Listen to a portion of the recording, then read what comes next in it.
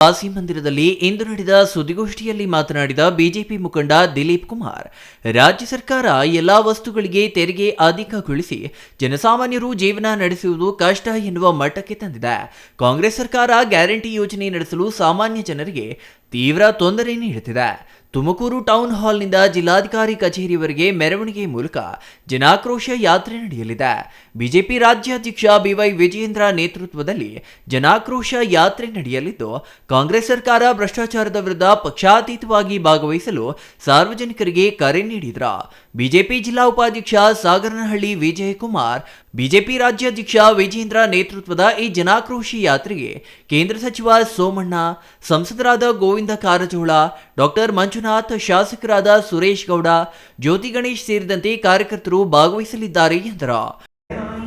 ತುಮಕೂರಿನಲ್ಲಿ ನಮ್ಮ ರಾಜ್ಯಾಧ್ಯಕ್ಷರಾದಂಥ ಬಿವೈ ವಿಜೇಂದ್ರ ಅವರು, ವಿರೋಧ ಪಕ್ಷದ ನಾಯಕರಾದಂಥ ಅಶೋಕ್ ರವರು, ನಮ್ಮ ಕೇಂದ್ರ ಸಚಿವರಾದಂಥ ಸೋಮಣ್ಣ ಅವರು ಮತ್ತು ನಮ್ಮ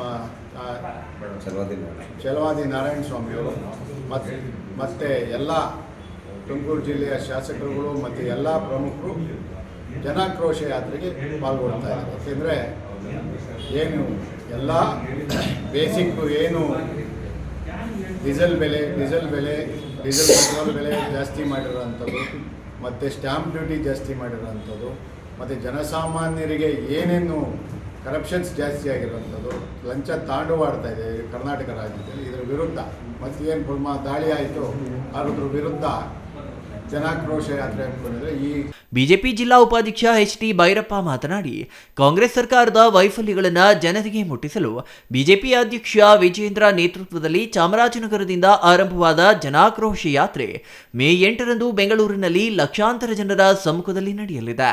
ವೈಜ್ಞಾನಿಕ ಜಾತಿ ಗಣತಿ, ಬೆಲೆ ಏರಿಕೆ, ರೈತ ವಿರೋಧಿ, ದಲಿತ ವಿರೋಧಿ, ಹಿಂದೂ ಕಾರ್ಯಕರ್ತರ ಕಗ್ಗೊಲೆ ಹೀಗೆ ಅನೇಕ ವೈಫಲ್ಯಗಳನ್ನು ಜನರ ಮುಂದೆ ಬಿಚ್ಚಿಡಲು ಜನಾಕ್ರೋಶ ಯಾತ್ರೆ ತುಮಕೂರಿನಲ್ಲಿ ನಡೆಯಲಿದೆ ಎಂದರು. ಸೋಮಸುಂದರ್, ಸಿಟಿವಿ ನ್ಯೂಸ್, ಗುಬ್ಬಿ.